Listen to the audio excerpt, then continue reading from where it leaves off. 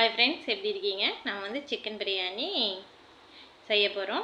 தயிர் வந்து பெர போட்டு எடுத்து வச்சுருக்கேன், கெட்டியாக இருக்குது. தேவையானது வந்து சின்ன வெங்காயம், பச்சை மிளகாய்,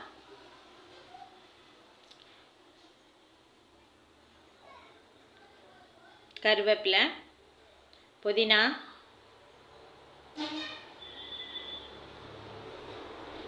வந்து மிக்சியில் போட்டு அரைக்கிற பொருள் எடுத்துக்கலாம். இஞ்சி, பூண்டு, பட்டை, சோம்பு, கசகசா, கிராம்பு, அது கூட இந்த பிரியாணி இலையும் இருக்குல்ல, அதுவும் போட்டு எடுத்துக்கலாம். பிரியாணி இலையும் ரோசாப்பூவும் அந்த ரோஜா இருக்கும்ல, அதையும் தாளிக்கிறப்ப போட்டுட்டு, தக்காளி, பிரியாணி மசாலா 20 கிராம், அவ்வளோதான் ஃப்ரெண்ட்ஸ். தாளிச்சுக்கலாம். நெய்யும் எண்ணெயும் மிக்சிங்காக எடுத்துக்கலாம்.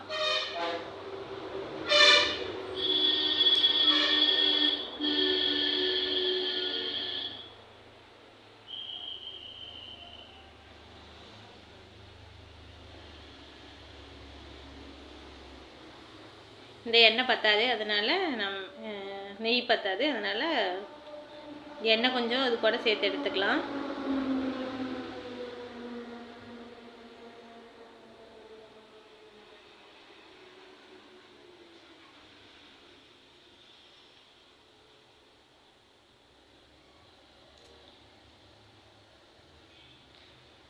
கடுகு போட்டுட்டு, இது வந்து அதுக்கு பேர் என்ன, கடல் பாசி. இது வந்து குழம்புக்கு, மட்டன் குழம்புக்கு ஆட்டுறப்ப யூஸ் பண்ணிங்கனாலும் சூப்பராக இருக்கும். நீங்கள் வேணால் போட்டு ட்ரை பண்ணி பாருங்கள். நான் வந்து இப்போ அரைக்கிறதுக்கு போட்டுக்கிறேன். பிரியாணி காய், அந்த ஸ்டார் காய், அந்த கடல் பாசி எல்லாம் போட்டு அரைக்கிறோம்.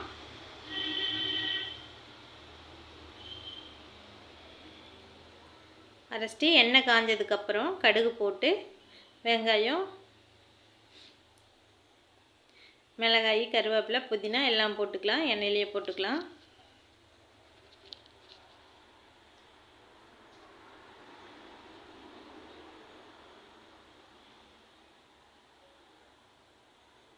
அரைச்சி வச்சதில் கொஞ்சம்னா பாதி வந்து எண்ணெயில் போட்டாச்சு. அது கொஞ்சம் பொரிஞ்சதுக்கப்புறம் வெங்காயத்தை போட்டு மிளகாய், கருவேப்பிலை எல்லாமே ஒன்றாவே கொட்டி வேக வச்சுக்கலாம்.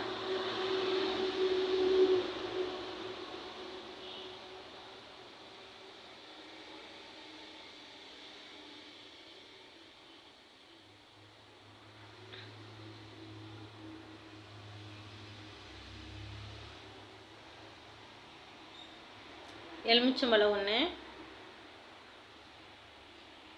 நல்லா வெங்காயத்தை வணக்கலாம். தக்காளி போட்டுக்கலாம். எலுமிச்சம்பழத்தை வச்சுருங்க. தக்காளி வந்து சின்ன தக்காளி 2 அரிஞ்சு வச்சுருக்கேன், அரிஞ்சு போட்டாச்சு. இது கூட கொஞ்சம் தக்காளி வேக வச்சதுக்கப்புறம் அந்த அரைச்சோம் இல்லை, பட்டை, சோம்பு, கசகசா, இஞ்சி, பூண்டு அதெல்லாம், அது கூட இருக்கிறதையும் இதில் போட்டு மிக்ஸ் பண்ணி வேக வச்சுக்கலாம்.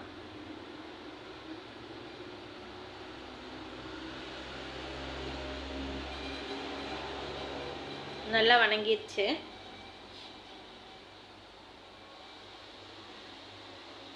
இது கூட பட்டை, சோம்பு அரைச்சி வச்சு அதில் தண்ணி, இன்னும் கொஞ்சம் தண்ணி மிக்ஸ் பண்ணி அரைச்சி ஊற்றிக்கலாம், கழுவி ஊற்றிக்கலாம்.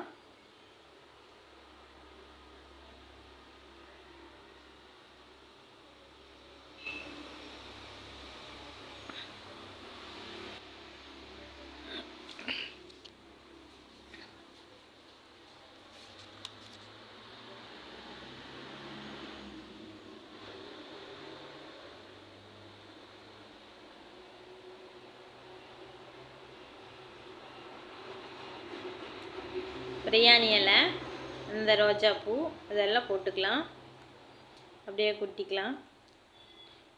சிலர் அரைச்சி போடுவாங்க, எனக்கு அரைச்சி போடுறதெல்லாம் விருப்பம் இல்லை. பிரியாணி இலை முழுசாக போட்டால் தான் பிரியாணி இலை, பிரிஞ்சி இலைன்னு சொல்லுவாங்க. அதையா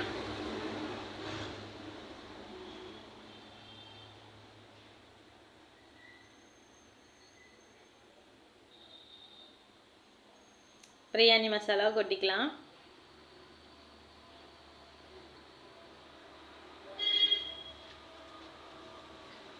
இருபது கிராமையும் கொட்டிட்டேன், ஏன்னா 1/2 கிலோ சிக்கன்.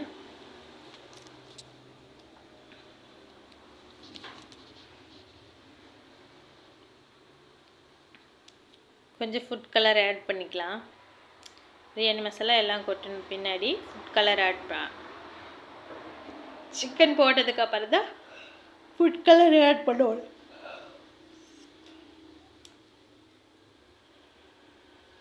வெங்காயம் இதெல்லாம் ஓரளவுக்கு வணங்கிடுச்சு. இப்போ சிக்கன் போட்டுக்கலாம். சிக்கன் நல்லா கழுவி எடுத்து வச்சுட்டு சிக்கன் போட்டு ஒரு கிளறிட்டு ஃபுட் கலர் ஆட் பண்ணிக்கலாம். 1/2 கிலோ சிக்கன்.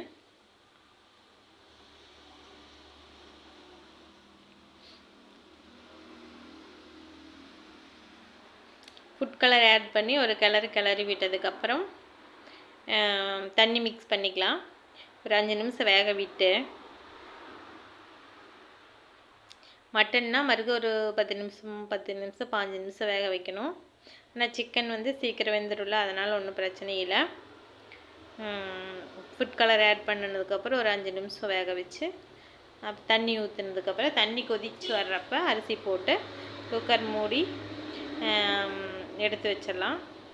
தண்ணி கொதிக்கும் போது தேவையான அளவு நான் சொன்னேன்ல, கொஞ்சம் உப்பு வந்து உரப்பாக இருக்கிற மாதிரி போட்டுட்டு எலுமிச்சம்பழம் 1 புழிஞ்சிட்டு குக்கர் மூடி ஆஃப் பண்ணிடலாம். குக்கர் மூடி விசில் வந்ததுக்கப்புறம் ஆஃப் பண்ணிக்கலாம். ஃபுட் கலர் ஆட் பண்ணியாச்சு.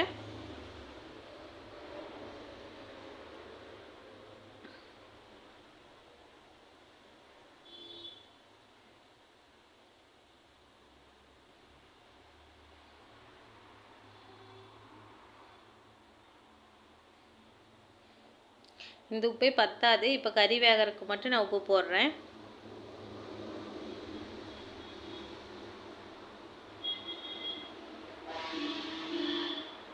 இதில் வந்து 4 டம்ளர் தண்ணி, 1/2 கிலோ சிக்கன், 1.5 டம்ளர் அரிசி.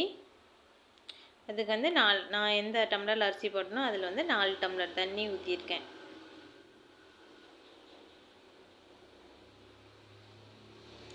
நல்லா கொதித்து வரப்போ உப்பு பார்த்துட்டு உப்பு தேவையான அளவு போட்டுட்டு, உப்பு கொஞ்சம் உரப்பாக இருக்கிற மாதிரி போட்டுட்டு தண்ணி கொதிச்சதுக்கப்புறம் அரிசி போட்டுக்கலாம். ஏன்னா சின்ன பர்னரில் வச்சா சீக்கிரம் தண்ணி கொதிக்காதுங்கிறதுக்காக நான் பெரிய பர்னரில் வச்சுருக்கேன். உப்பு டேஸ்ட் பார்த்துட்டு கொஞ்சம் உப்பு போட்டுக்கலாம். உப்பு உரப்பாக இருக்கிற மாதிரி போடணும். ஏன்னா நம்ம போடுற அரிசியிலையும் சிக்கன்லேயும் நம்மளுக்கு வந்து உப்பு பிடிக்கணும்ல, அதனால்.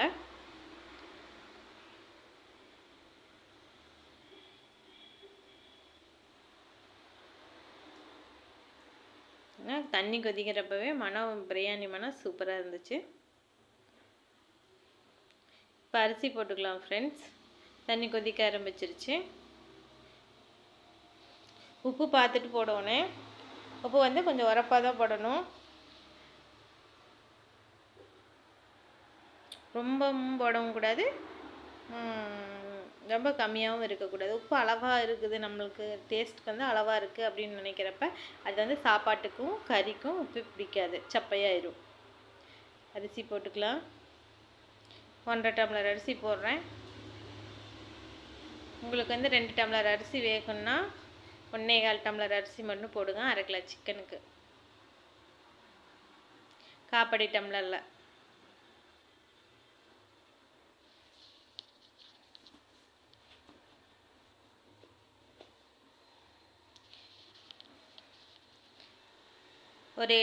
ஒரு எலுமிச்சம்பழம் காமிச்சேன்ல, அந்த எலுமிச்சம்பழத்தை அரிஞ்சு தேவையான அளவு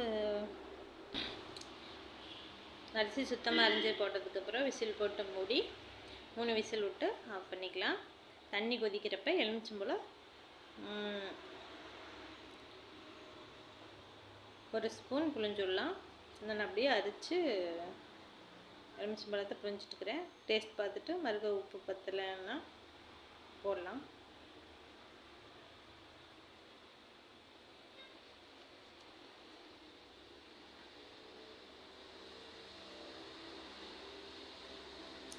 போட்டாச்சு.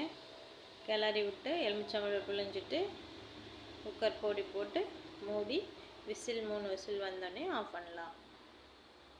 அவ்வளோதான் ஃப்ரெண்ட்ஸ், பாருங்கள்.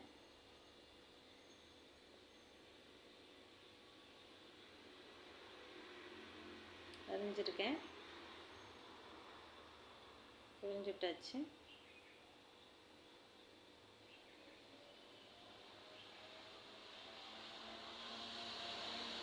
கிளறி